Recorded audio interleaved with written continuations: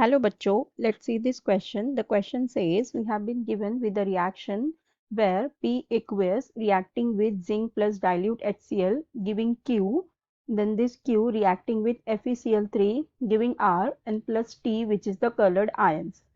This Q on reacting with MnO4 minus and H plus giving R, which is a white turbidity, and plus Mn2 plus aqueous, and this P on reacting with R on heating giving S.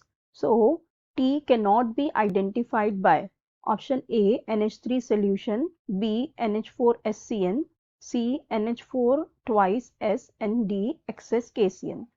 सो इस question में देखो हमें क्या दिया हुआ है, हमारे पास ये रिएक्शन हो रही है, ठीक है, और इसमें फिर हमें आइडेंटिफाई करना है टी क्या है, और फिर हमें ये बताना है ये जो टी है this can not be identified by, ठीक है।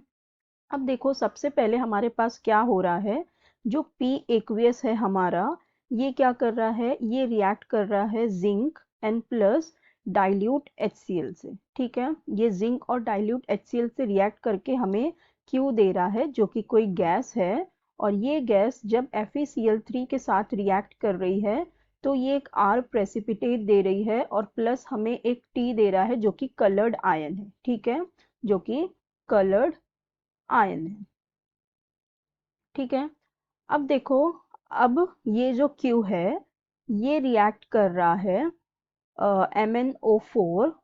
MnO4 minus and H plus के साथ, और ये हमें यहाँ पे अगेन यहाँ पर भी R मिल रहा है जो कि वाइट टर्बिडिटी है, ठीक है, जो कि वाइट टर्बिडिटी होगी, और ये हमें देगा Mn2 plus which will be aqueous, और ये जो P है हमारा अगेन ये P भी R से रिएक्ट कर रहा है ऑन हीटिंग, हमें S दे रहा है, ठीक है। सो अब देखो सबसे पहले तो हमारे पास हमें आइडेंटिफाई करना होगा कि हमारा ये T क्या है, ठीक है। अब जो हमारा यहाँ पे देखो क्या दिया हुआ है कि जो P एक्वियस है ये जब जिंक और डाइल्यूट HCl के साथ रिएक्ट कर रहा है तो ये कोई Q गैस दे रहा है, ठीक है। अब ये जो Q गैस है ये FeCl3 के साथ रिएक्ट करके कोई R प्रेसिपिटेट दे रहा है और T कलर्ड आयन दे रहा है, ठीक है, और ये R प्रेसिपिटेट यहाँ भी है, मतलब R क्या है, कोई वाइट टर्बिडिटी है, ठीक है। सो अब ये वाइट टर्बिडिटी जो होती है वो किसकी हो सकती है, वो सल्फर की हो सकती है, ठीक है।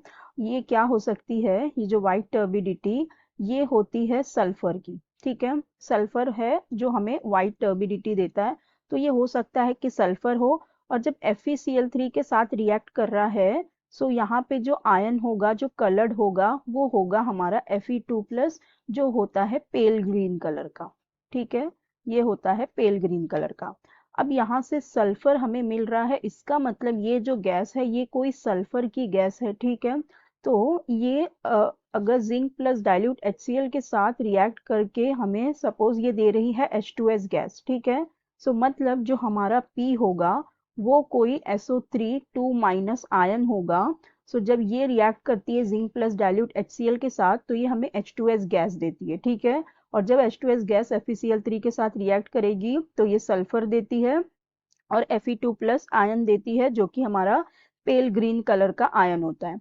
ये H2S जब MnO4 माइनस के साथ रिएक्ट करती है तो अगेन यहाँ पे हमें सल्फर मिलती है, सल्फर की वाइट टर्बिडिटी, और Mn2 प्लस मिलता है, ठीक है। अब यहाँ पे देखो क्या है, SO3 2 माइनस अगेन क्या हो रहा है, रिएक्ट कर रहा है, ठीक है, रिएक्ट कर रहा है R के साथ, तो मतलब R क्या है हमारा सल्फर है S। सो अब ये रिएक्ट करके हमें कोई S कंपाउंड दे रहा है, सो जब SO3 2 माइनस रिएक्ट करेगा सल्फर के साथ सो जो हमारा S कंपाउंड होगा that will be S2O3 2 minus, ठीक है। सो अब हो गई ये रिएक्शन कंप्लीट, हमें T देखना था, तो हमारा T है हमारे पास Fe2 प्लस आयन, ठीक है।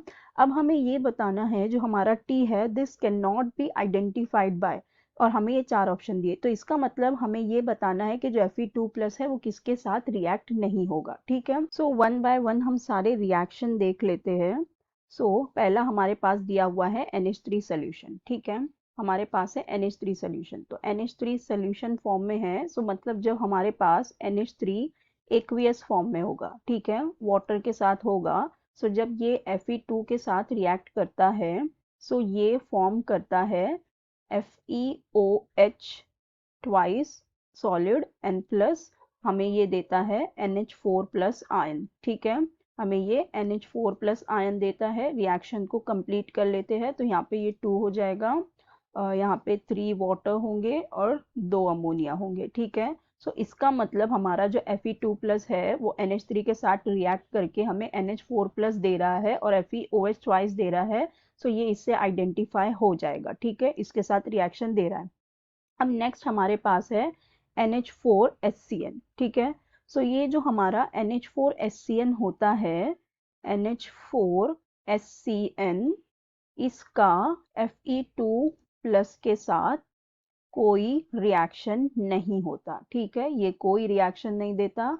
अगर हम NH4HCN के साथ Fe2 को रिएक्ट करवाएंगे तो वहाँ पे कोई रिएक्शन होगा ही नहीं, there will be no reaction. तो इसका मतलब हम Fe2 प्लस को जो हमारा T है उसे NH4CN से आइडेंटिफाई नहीं कर सकते। यही हमारा करेक्ट ऑप्शन भी हो जाएगा। अगर हम हमारे दूसरे ऑप्शन भी देखें सो हमारे पास जो दूसरा दिया हुआ है वो क्या है, सी में हमारे पास दिया हुआ है, सी वाला हम देख लेते हैं।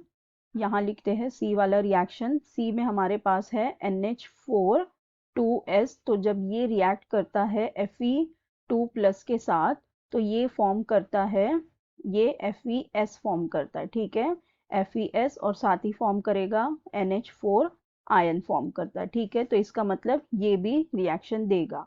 और अगर हम एक्सेस KCN के साथ इसका रिएक्ट करवाए, हमारे पास हो एक्सेस ऑफ KCN। ठीक है, सो Fe2 प्लस जब एक्सेस ऑफ KCN के साथ रिएक्ट करता है एक्सेस में तो ये फॉर्म करता है FeCN6 का कॉम्प्लेक्स फॉर्म करता है। ठीक है, FeCN6 4 फॉर्म करता है। तो मतलब ये इससे भी आइडेंटिफाई हो जाएगा।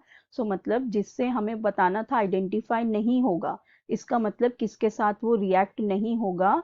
सो हमारा करेक्ट ऑप्शन कौन सा हो जाएगा, ऑप्शन बी हो जाएगा NH4HCN, क्योंकि ये इसके साथ रिएक्ट ही नहीं करता, there will be no reaction. So I hope you understood it well. Best of luck, thank you.